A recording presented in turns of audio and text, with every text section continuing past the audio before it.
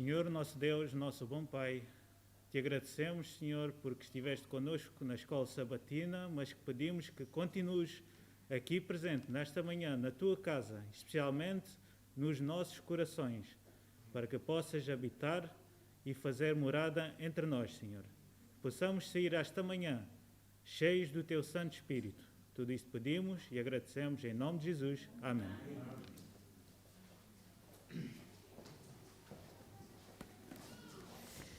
Mais uma vez o meu bom dia e feliz sábado a todos, sejam todos bem-vindos, principalmente a nossas queridas visitas, que vocês possam se sentir bem em nosso meio. É um prazer, uma alegria tê-los conosco. Para darmos continuidade ao nosso culto essa manhã, vamos nos colocar de pé e cantar o hino 274. 274, todos de pé.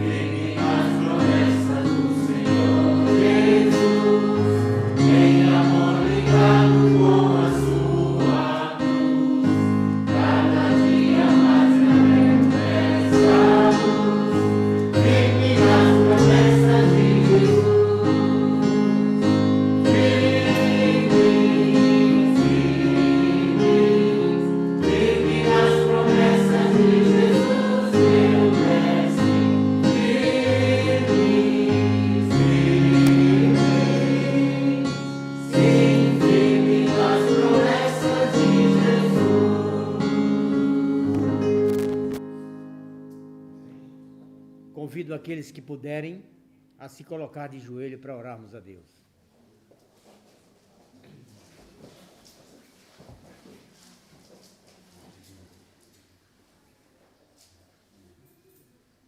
Santo, santo é o teu nome, Senhor, muito digno de toda adoração, de todo louvor. Amém. Querido Deus, obrigado pelo privilégio que tu nos concede podermos em tão boa circunstância nos encontrarmos aqui para te prestar um culto de adoração ao teu nome. Amém. Como acabamos de cantar, Senhor, queremos estar firme nas promessas de Jesus. Amém. Ainda que as águas espumejam, os montes se abalem, nós queremos continuar firme nessas promessas. Mas para isso, querido Deus, necessitamos do teu poder na nossa vida. E é por isso que nesse momento, em nome de Jesus eu te suplico, toma cada pessoa aqui nos teus braços de amor. Tu sabes, Senhor, as lutas, as dificuldades, as necessidades que cada um de nós tem. E nós entregamos nas tuas mãos essa manhã a cada filho teu, aqueles também que nos ouvem através do YouTube, dos seus lares, que as tuas bênçãos, que a tua paz possa ser com eles. De maneira especial, querido Deus, te suplicamos pelo teu servo Lino, a qual tem a responsabilidade de partir o pão da vida, que é a tua palavra. Em nome de Jesus, que uma porção dobrada do teu Espírito possa estar sobre ele, que tudo que ele venha dizer seja para honrar e glorificar o teu nome e também para nos fortalecer, nos fazer conhecer a cada dia a tua vontade. Te suplicamos isso e te agradecemos em nome de Jesus. Amém.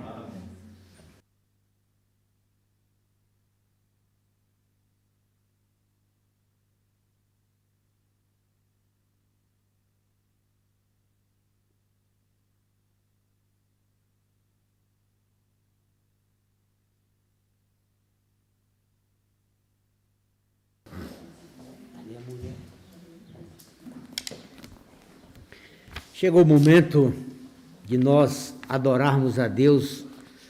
Como? De que forma? Com os nossos dízimos e as nossas ofertas. Reconhecendo que Deus, além de ser o nosso Criador, é também o nosso mantenedor. Com esse pensamento, eu convido a diaconisa para que recolha as dádivas dos irmãos. Eu gostaria só de fazer um lembrete. A oferta de hoje está destinada à ADRA. Então, que nós possamos ser generosos nas nossas ofertas para ajudarmos outras pessoas através dessa entidade adventista que tem feito um esforço muito grande para atender às necessidades de um país que passa por grandes dificuldades de desemprego em virtude da pandemia. Que nós possamos ser generosos nas nossas ofertas.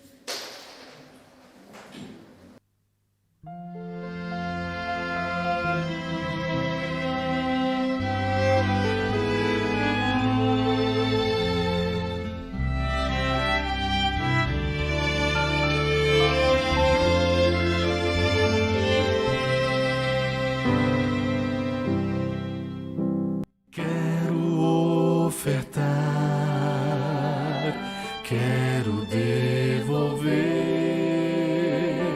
quero entregar tudo, enfim, de coração. Esse é o meu louvor,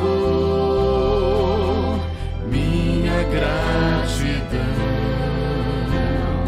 Quero ofertar e devolver a Jesus.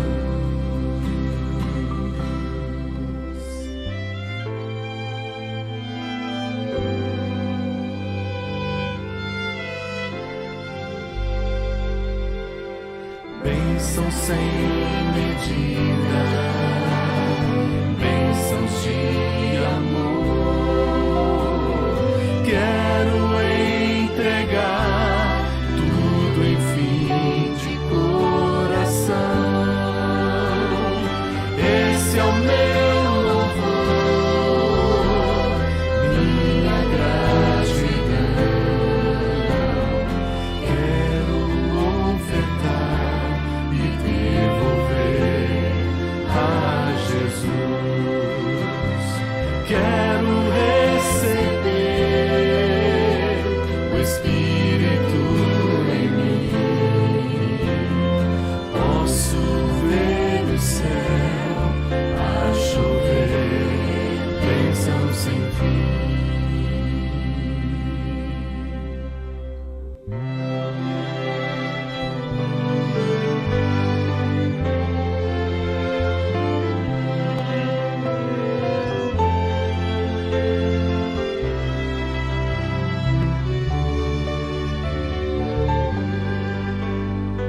Quero receber o Espírito em mim. Posso ver o céu a chover, bênção sem fim. Posso ver o céu a chover, bênção sem fim. Posso ver o céu a chover, bênção sem fim.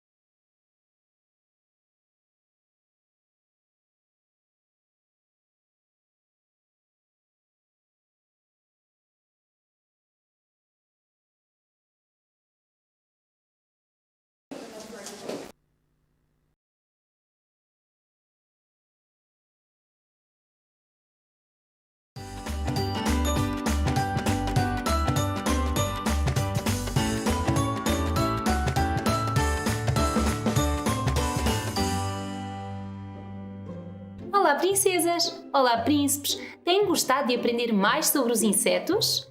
Boa! Hoje vamos aprender sobre as borboletas. Elas são insetos e por isso têm 2 antenas, 6 patinhas e não têm esqueleto interno. Tenho a certeza que gostas de borboletas. Eu acho que toda a gente gosta de borboletas. Elas são bonitas, coloridas, têm 4 asas. Elas comem néctar de flores e também comem alguns frutinhos que já estão em decomposição.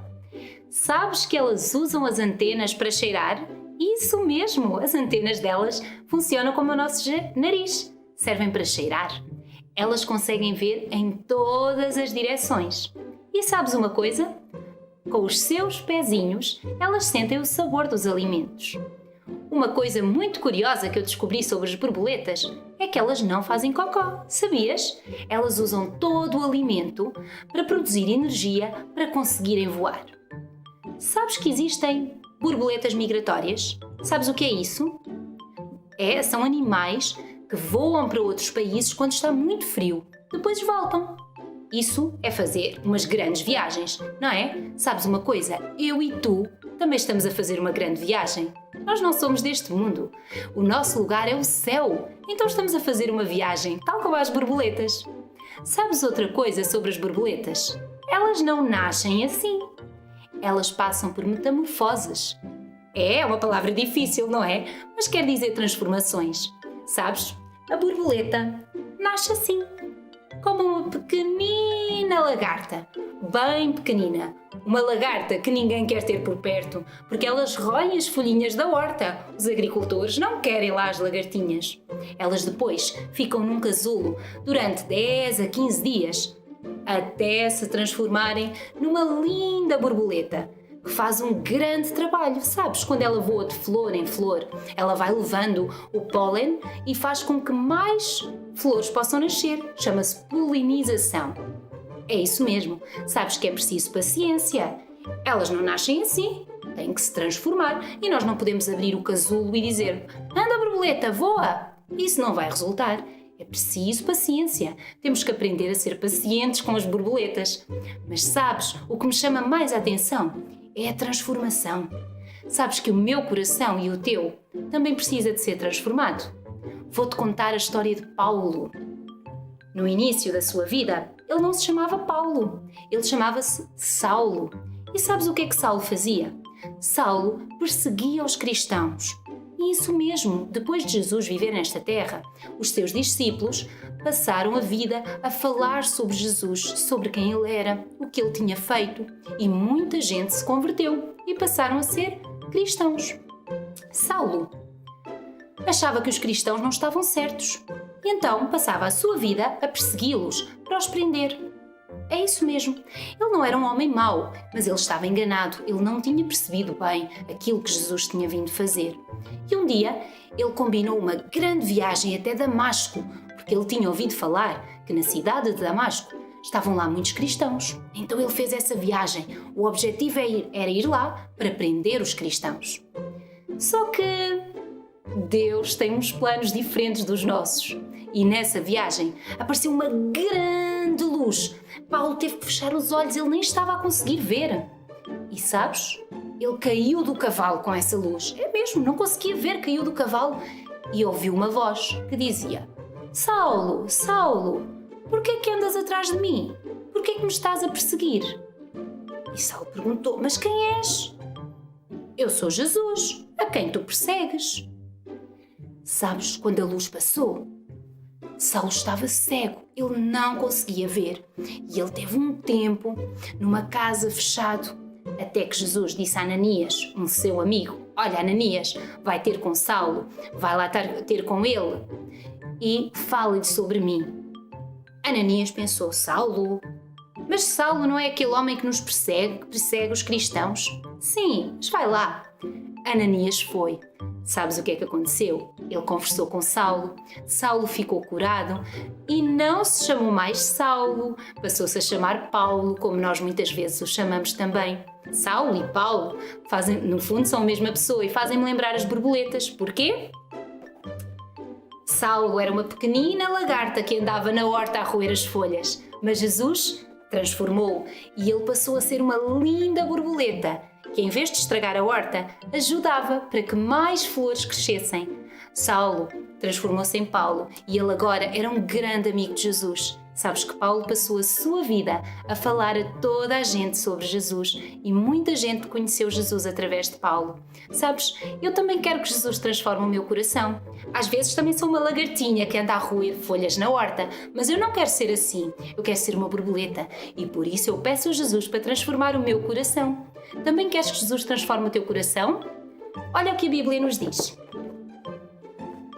Portanto, se alguém está em Cristo, nova criatura é. Isso mesmo, como as borboletas, podemos transformar-nos em novas criaturas quando estamos com Jesus. Vamos pedir-lhe para Ele transformar o nosso coração? Boa! Eu também vou pedir. Um beijinho e até à próxima história!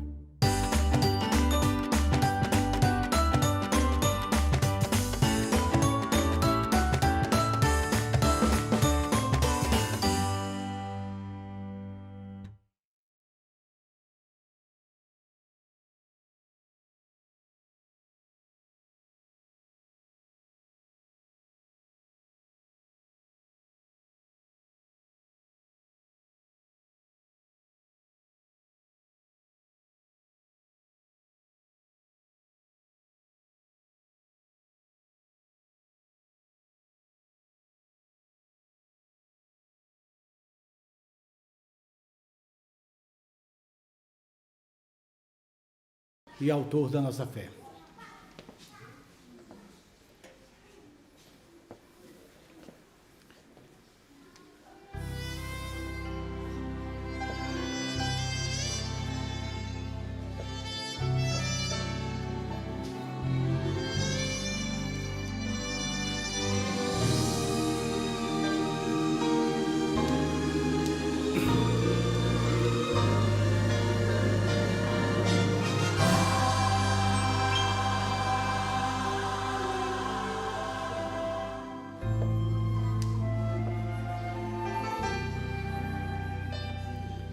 Oh Pai, eu queria tanto ver o meu Senhor descer, vindo me encontrar. Eu posso até imaginar a refulgente glória do Senhor Jesus, transpondo as brancas nuvens no mais puro azul, onde nem sul nem norte existirá, e em meio às lágrimas, sorrisos de alegria e de prazer. Eu que era cego agora posso ver, contemplar enfim. Por isso eu canto glória, glória, glória ao autor da minha fé. Glórias, glórias ao autor da minha fé.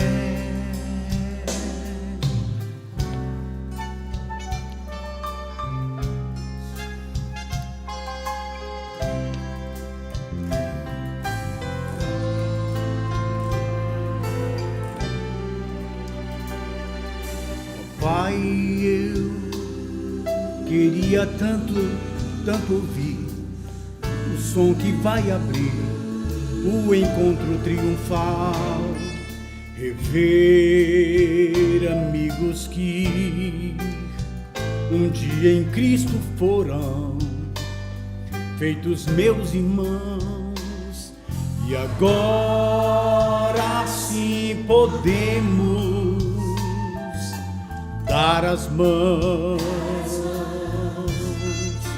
pois temos todos os somente um só Senhor.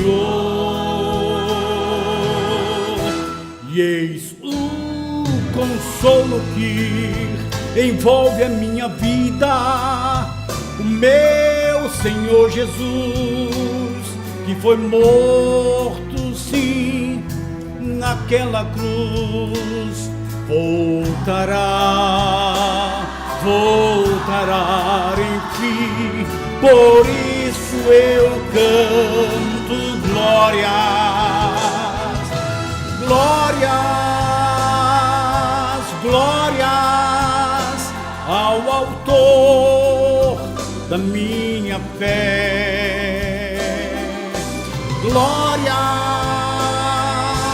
glórias ao autor da minha fé.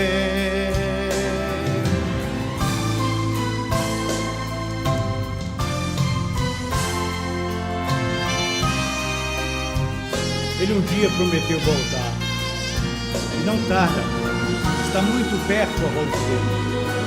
Devemos nos preparar para esse grande dia, o dia do reencontro com Jesus Cristo. Glória ao Senhor, glória ao Senhor, glória ao Senhor, o autor da minha fé. Glória ao Senhor, glória ao Senhor, o autor da minha fé. Glória ao Senhor, glória ao Senhor, glória ao Senhor, o autor da nossa fé.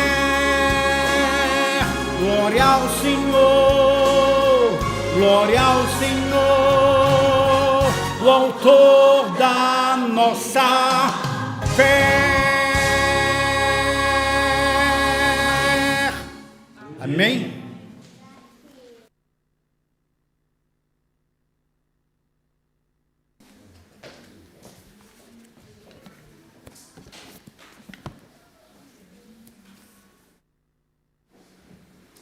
Bom dia, irmãos. Bom sábado.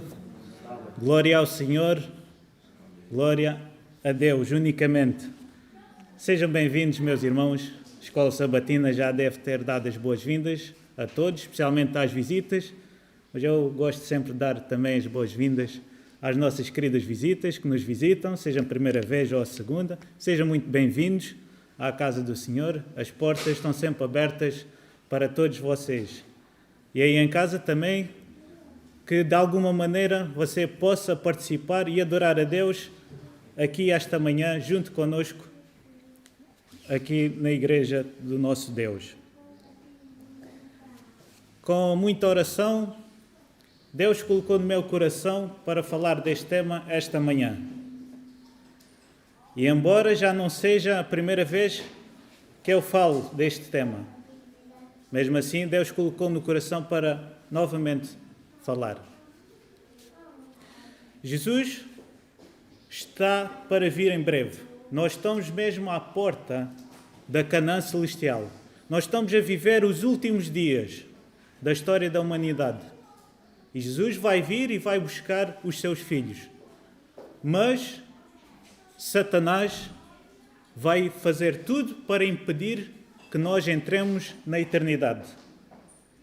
Ele usa todo o tipo de ataques, todo o tipo de estratégias para que você não entre no céu. E esta manhã vamos ver um desses ataques, uma semente maligna de Satanás que quer colocar em cada um dos nossos corações. Vamos saber que semente é essa, mas vamos saber descobrir a proteção e a destruição dessa semente, para que possamos prevalecer e vencer esse ataque do inimigo. E é com uma ilustração que eu quero começar, que a nossa equipa vai colocar agora. Estão a ver ali a imagem, um rio, um senhor e uma criança. Não sei se conseguem ver bem a criança que está ao lado do senhor. Imaginem um homem, pai de duas de 2 filhos. E este homem tem o objetivo de atravessar o rio para o outro lado da margem, porque do outro lado vai ter uma vida próspera. A vida vai correr muito melhor daquele lado. E ele diz: vocês, filhos, vão em cima dos meus ombros, que eu vou vos carregar, vou-vos transportar passando o rio. Só precisam de confiar em mim. Vocês já me conhecem. Eu já fiz coisas piores. Eu tenho a certeza que vamos passar por isto. Os filhos conheciam o pai. O pai fazia muitas coisas piores do que estas. O filho mais novo aceitou. Vamos pai, o que é que estamos à espera? Vamos já atravessar o rio para termos já essa vida melhor que tu prometeste. Mas o filho mais velho, assim que olhou para o rio, para a força da corrente das águas, para todas as dificuldades, e disse: eu não vou conseguir passar este rio. E além disso, eu já sei o que é que tu queres fazer. Tu não queres levar-nos para o outro lado. Tu queres nos castigar. Queres nos castigar pelo mau comportamento que eu tive no passado. E tu queres nos afogar aqui. E o pai ficou muito triste. O filho mais novo até disse: não, confia no pai, porque se ele está a prometer é que vai fazer. Isso ficou pior e o filho abandonou. O filho mais velho abandonou, acabou de dar meia volta e ir para trás. E o filho mais novo foi nos ombros do pai e atravessou o rio. Parece uma história assim, não muito real, mas na Bíblia temos uma situação parecida. E vamos ver essa situação que está em Números, capítulo 13. Pode-se retirar a imagem, aqui. Números, que é o 4º livro da Bíblia, Gênesis, Êxodo, Levítico, Números, capítulo 13.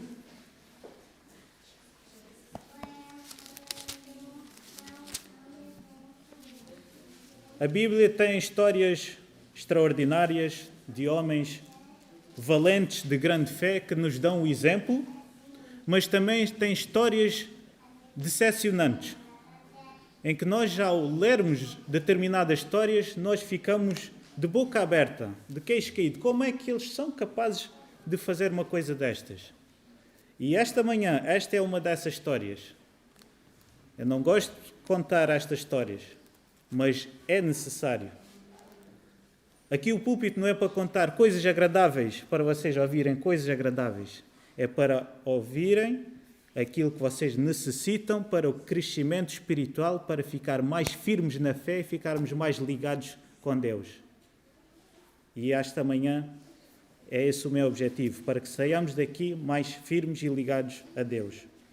Vamos ler o verso 25, a partir do verso 25. Ao cabo de 40 dias, voltaram de espiar a terra, caminharam e vieram a Moisés e a Arão e toda a congregação dos filhos de Israel no deserto de Parã, a Cádiz. Deram-lhes conta a eles toda a congregação e mostraram-lhes o fruto da terra. E relataram a Moisés e disseram: fomos à terra que tu nos enviaste, e verdadeiramente mana leite e mel, e este é o fruto dela. O povo, porém, que habita nessa terra é poderoso, as cidades muito grandes e fortificadas. Também vimos ali os filhos de Anak. Os amalequitas habitam na terra do Negueb. Os heteus, os jebuseus, os amorreus habitam na montanha. Os cananeus habitam ao pé do mar e pela ribeira do Jordão. Então Caleb fez calar o povo perante Moisés e disse: eia, subamos, possuamos a terra, porque certamente prevaleceremos contra ela.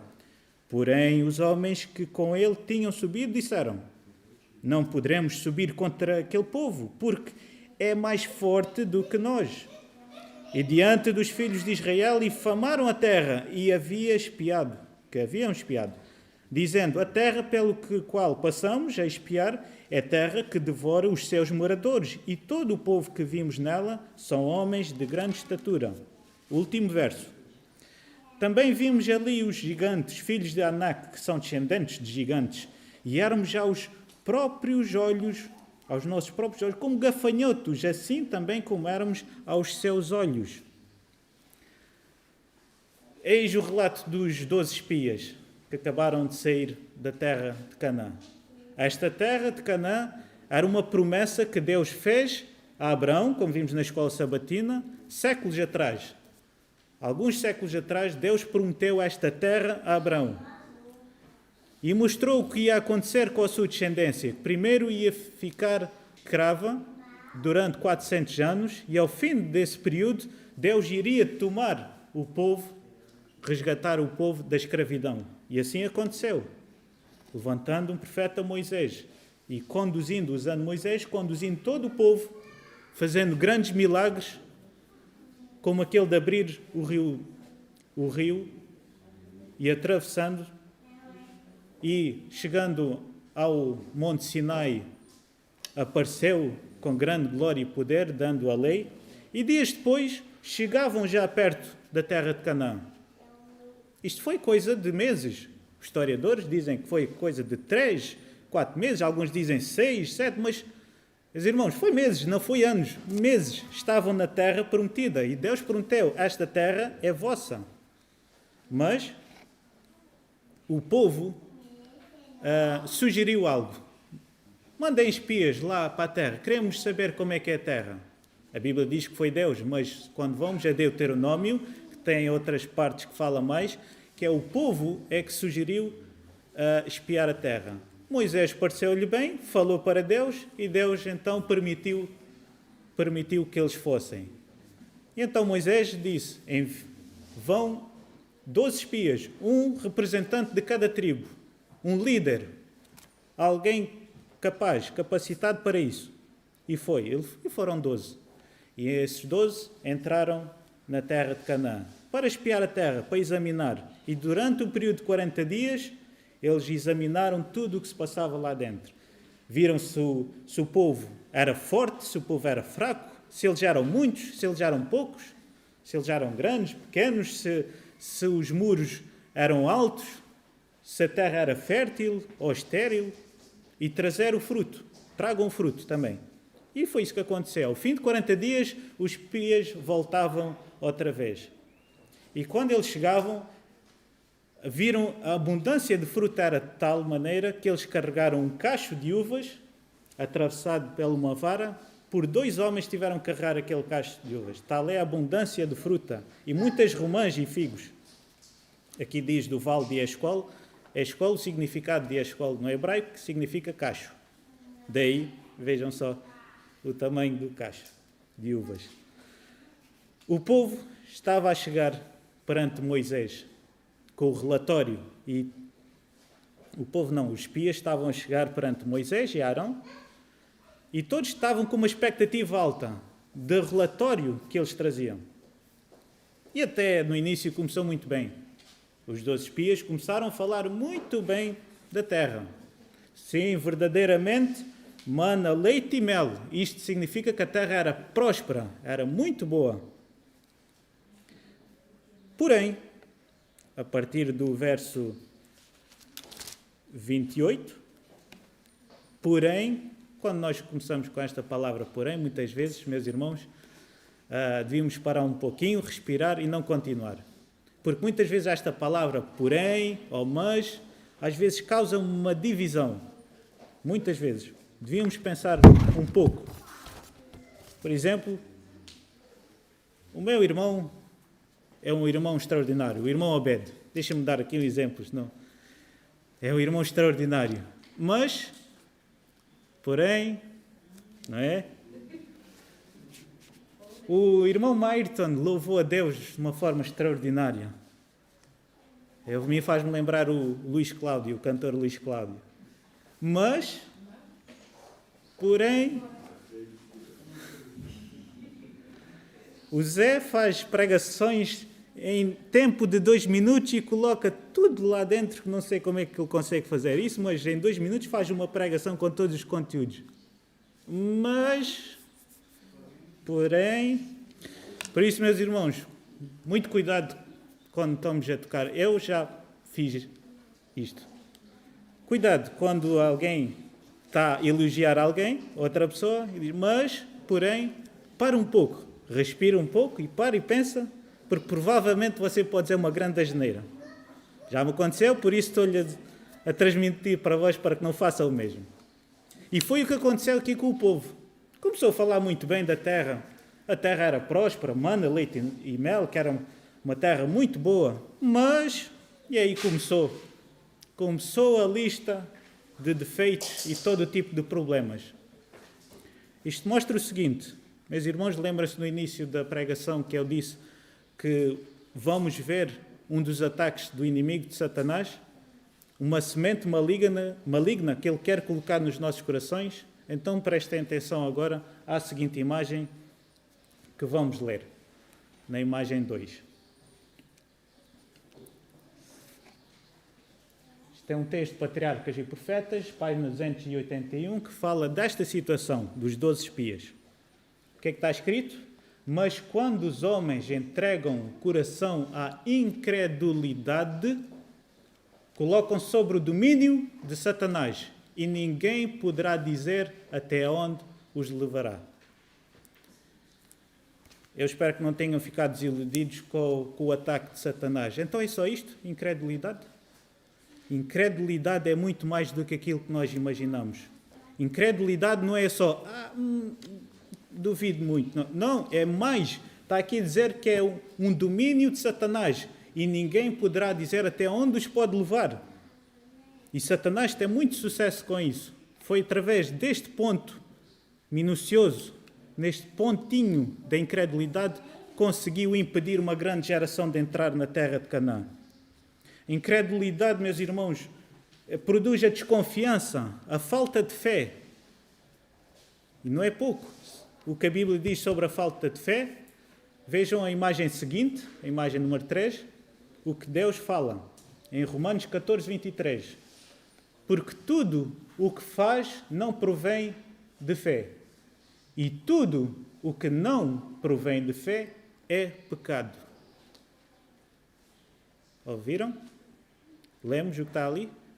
Tudo o que não provém de fé é pecado. Parece um pouco pesado, demasiado rigoroso da parte de Deus. Mas imaginem, Deus fez tudo para aquele povo. O povo viu os milagres e mostrou o poder de Deus perante eles. Todos aqueles milagres saíram da terra do Egito até chegar à terra de Canaã. E enfim mostra a incredulidade. É um terreno de Satanás. Satanás conseguiu colocar esta semente da incredulidade no coração das pessoas. Em Hebreus diz que sem fé é impossível agradar a Deus. Sem fé é impossível agradar a Deus. Assim Hebreus escreve. Só que 2 deles, Caleb e Josué, eram 12 espias, 2 deles não foram. Eles confiaram completamente do Senhor. Eles confiaram em Deus. Eles queriam que Deus ia dar aquela terra que tinha prometido. Agora notem o que Caleb diz no verso 30, de capítulo 13. Então Caleb fez calar o povo perante Moisés e disse: Eia, subamos, possuamos a terra, porque certamente prevaleceremos contra ela. Vejam, irmãos, Caleb, ele diz: Meus irmãos, o que é que vocês estão a dizer? Parem, vamos para a terra, vamos lá. Deus nos prometeu, vamos. Não olhem para esses problemas, porque Deus é maior que todos esses problemas. Vamos lá. Eram 2. Diziam: Vamos para a terra. E 10 diziam: Não tem como dar certo. Não dá. Mas o que me impressiona um pouco mais é quando Patriarcas e Profetas escreve o seguinte: se fosse contrário, se os 10 dissessem: Não, vamos para a terra, vamos porque Deus nos prometeu, vamos em frente, e apenas os outros 2 dissessem o contrário, que não dá, o povo iria dar ouvidos àqueles únicos 2. Isso é que me impressiona mais. Vê-se logo como o povo já está contaminado. As palavras, meus irmãos, exercem um poder muito grande. As palavras, sabem porquê? Porque as palavras mostram o que está dentro do nosso coração, o que vai dentro da nossa alma. Sabem que por isso que Jesus disse: não é o que entra que vai contaminar o homem, mas sim o que sai. Isso sim contamina o homem. E aqueles 10 expressaram incredulidade e contaminaram todo aquele povo. Ao virarmos a página da Bíblia, no capítulo 14, o verso 2, vejam a murmuração do povo. O verso 2, capítulo 14. Todos os filhos de Israel murmuravam contra Moisés e contra Arão. E toda a congregação lhes disse: tomara que tivéssemos morrido na terra do Egito, ou mesmo neste deserto. Isto foi o que o povo disse. Proclamou uma sentença para eles próprios. Tomara que tivéssemos morrido lá no Egito ou tivéssemos morrido neste próprio deserto. E o que é interessante é que eles já tinham dito isso antes. Já não era a primeira vez que eles estavam a pedir a morte deles próprios no Egito ou no deserto. Eles já tinham dito isso antes. Para Deus ouvir. Mas Deus não tomou a sério, não os levou a sério logo a primeira vez. Porque fez para que eles pudessem meditar naquilo que estavam a fazer, a pensar um pouco nas palavras que eles estavam a dizer. Mas agora, sabem, Deus nem sempre leva a sério quando nós dizemos algumas coisas que não são certas ou que nos vai pelo caminho errado. Deus faz-nos depois pensar naquilo que estamos a dizer. Um exemplo, Elias. O profeta Elias, quando estava fugido, com medo, ele estava mergulhado numa depressão autêntica, uma grande depressão, e ele pedia: eu queria, mas era morrer agora mesmo. E Deus, será que levou isso a sério? Tomou pela palavra? Não. O que é certo é que Elias não morreu nunca, foi levado ao céu e nunca mais irá morrer. Mas, nesta ocasião, Deus toma o seu povo pela própria palavra. Agora vejam, Caleb e Josué tentam convencer o povo de alguma maneira para que eles possam crer novamente. O verso 6, vamos ler o verso 6 do capítulo 14 de Números. E Josué, filho de Nun, e Caleb, filho de Jefoné, dentre os que espiam a terra, rasgaram as vestes e falaram a toda a congregação dos filhos de Israel, dizendo: a terra pelo meio a qual passamos a espiar é muitíssimo boa. Se o Senhor se agradar de nós, então nos fará entrar nessa terra e nos dará a terra que mana leite e mel. Tão somente não sejais rebeldes contra o Senhor, não temais o povo dessa terra, porquanto, como pão, os podemos devorar. Retirou-lhes deles o seu amparo, o Senhor é conosco, não os temais. Vejam, irmãos, Caleb e Josué tentam fortalecer a fé deles, tentar convencer, mas o povo ainda fica mais endurecido de coração. Parece que é pior, é como se estivesse a apagar o fogo com gasolina. No verso 10, vejam só, apesar disso, toda a congregação disse que os apedrejassem. O povo todo queria apedrejar Caleb, Josué, Moisés e Arão. Porém, a glória do Senhor apareceu na tenda da congregação e a todos os filhos de Israel. Verso 11 e 12.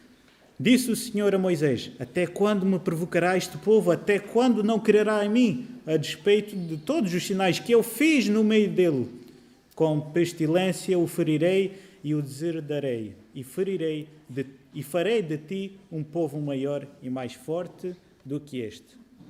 O povo estava pronto para apedrejar aqueles únicos que tinham fé para entrar na terra de Canaã. 4. Caleb, Josué, Moisés e Arão. E naquele momento aparece a glória do Senhor na tenda da congregação.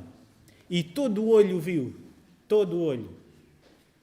E eles ficaram emudecidos, depois de tanta raiva, de gritos e a sentença de mandar pedras para o apedrejar, ficaram calados e as suas pedras caíram no chão. E ficaram com a expectativa do que é que se ia passar. Lemos aqui que Deus iria fazer esta sentença. Mas apesar disso, Moisés tenta interceder pelo povo novamente. É uma coisa linda. Vejam só no verso 15 e 16. Se matares este povo como um só homem, as gentes, pois que antes ouviram a tua fama, dirão: não podendo o Senhor fazer entrar este povo na terra que lhe prometeu com juramento, os matou no deserto. Vejam só, irmãos, a intercessão de Moisés pelo povo. Um povo rebelde que queria apedrejar aqueles 4. E não só, queria acusar de Deus, os trazer ali e os castigar. Era assim que eles queriam. Pensavam que Deus os trazia ali para morrer ali, por causa dos maus comportamentos que tinham no passado. E Moisés tenta interceder. Meus irmãos, Moisés para mim é uma personagem da Bíblia, se calhar que eu admiro mais. Muitos podem dizer Abraão, sim, podem dizer Daniel, até Paulo, ok, sim. Mas Moisés para mim tem esta parte da intercessão pelo povo, um povo que não merece a vida, merece morrer, e ele intercede. E o que mais me impressiona é quando ele pede a Deus para misericórdia, para perdoar os povos, para o povo, e está disposto a arriscar o seu nome no livro da vida. O livro da vida, ele não está disposto a pedir para morrer nesta terra só, mas a morrer para toda a eternidade. Arriscar o nome no livro da vida significa isso. É muito profundo.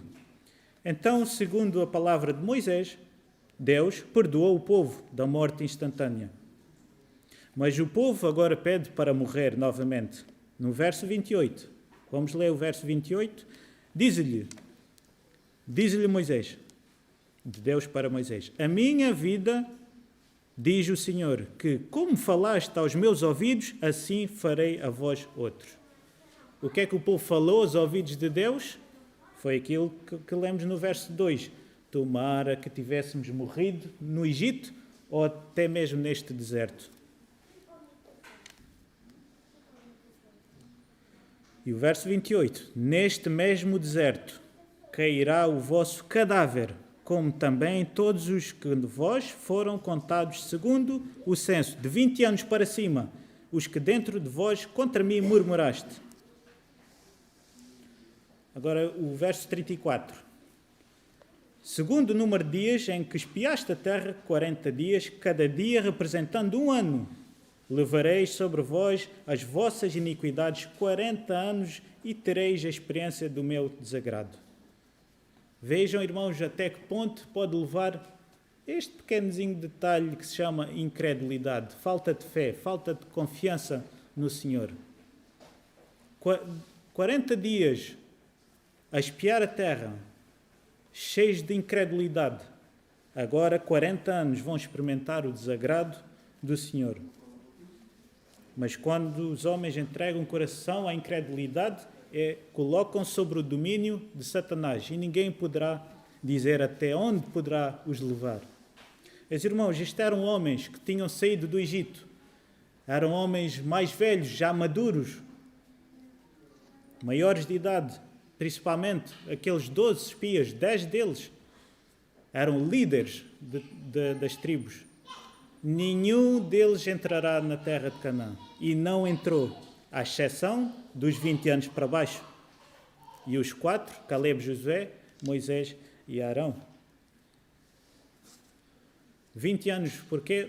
Em Deuteronômio vai explicar, porque 20 anos era uma idade ainda que eles não compreendiam bem, não tinham passado esta experiência dos mais velhos dentro do Egito e não sabiam ainda bem discernir entre o bem e o mal em relação a este aspecto. Por isso, Deus colocou de 20 anos para cima, nenhum vai entrar.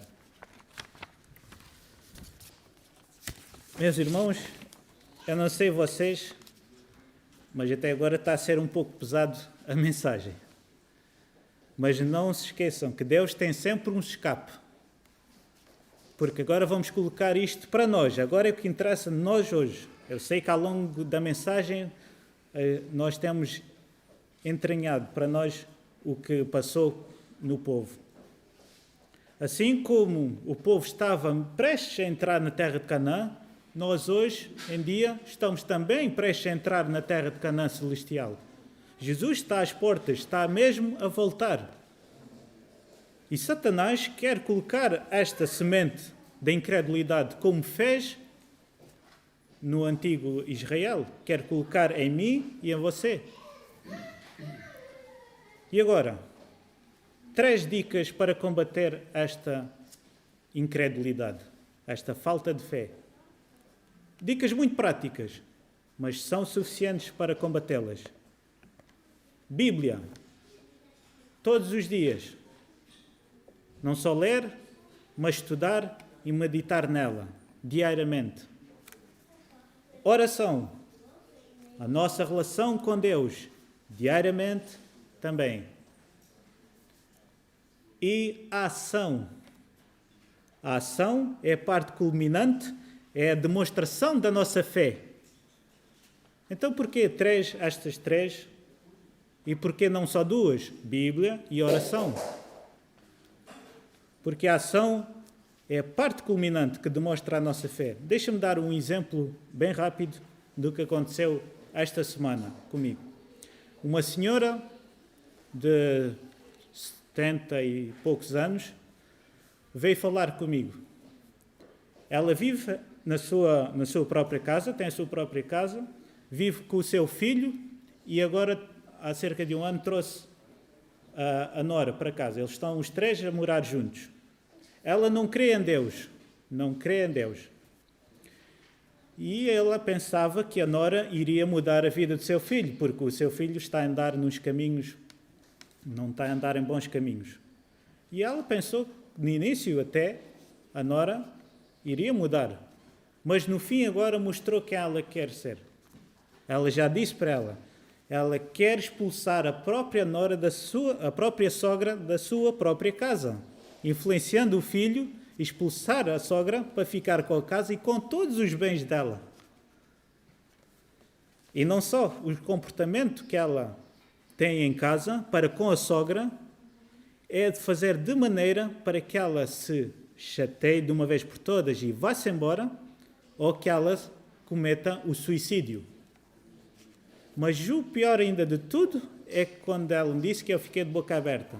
Esta minha nora, ela tem a Bíblia na cama todas as noites, aberta. Não é na mesa de cabeceira, é aberta na cama.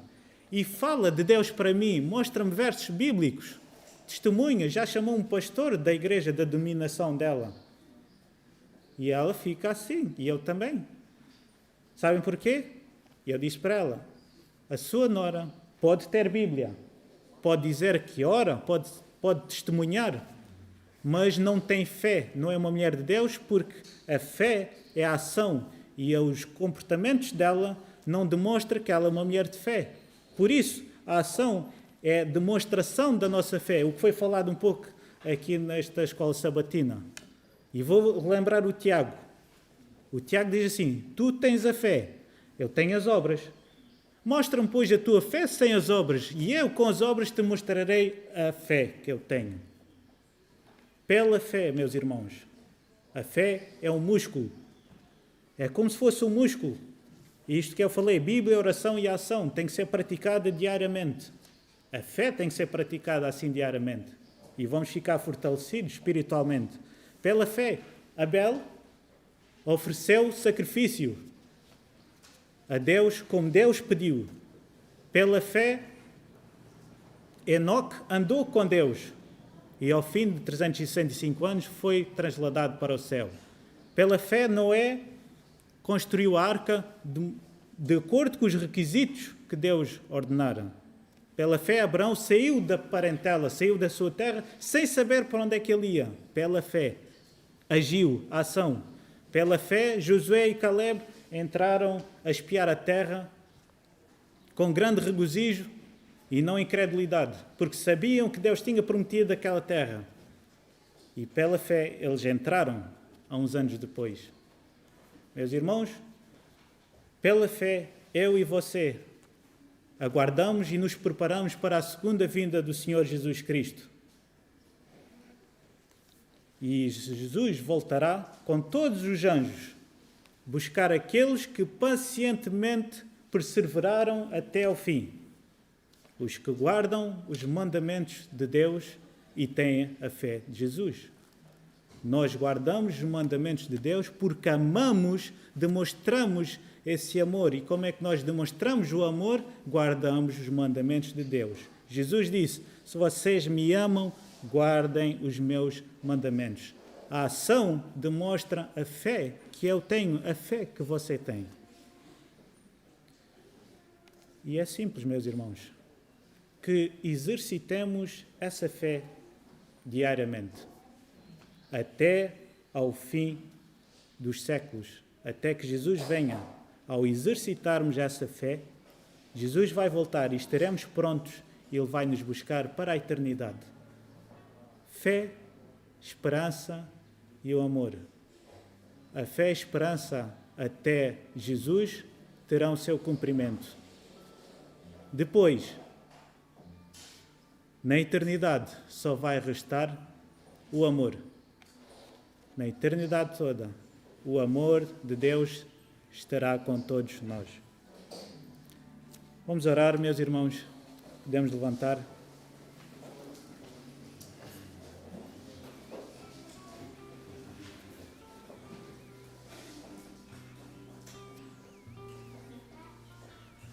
Senhor nosso Deus, nosso bom Pai, nós cremos, Senhor, nas Tuas promessas.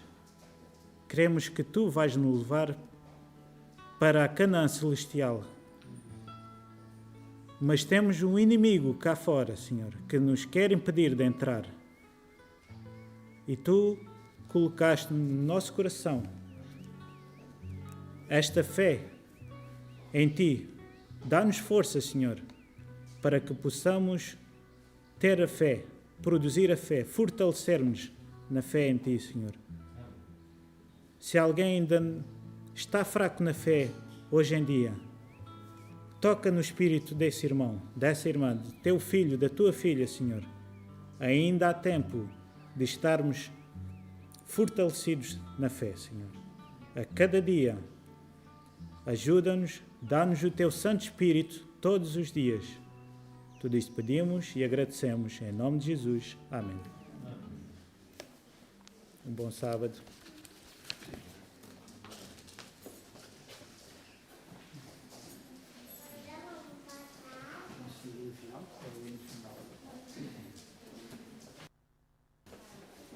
Para finalizarmos, vamos ficar em pé e cantar o hino 261. 261.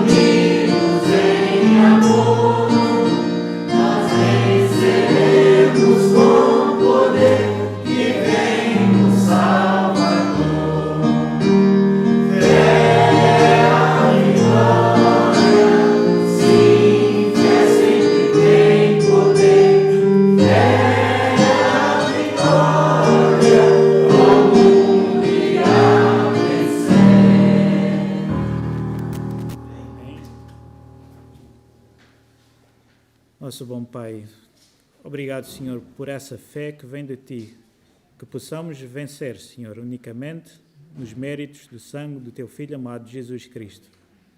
Obrigado, Senhor, pela Tua presença no meio de nós esta manhã.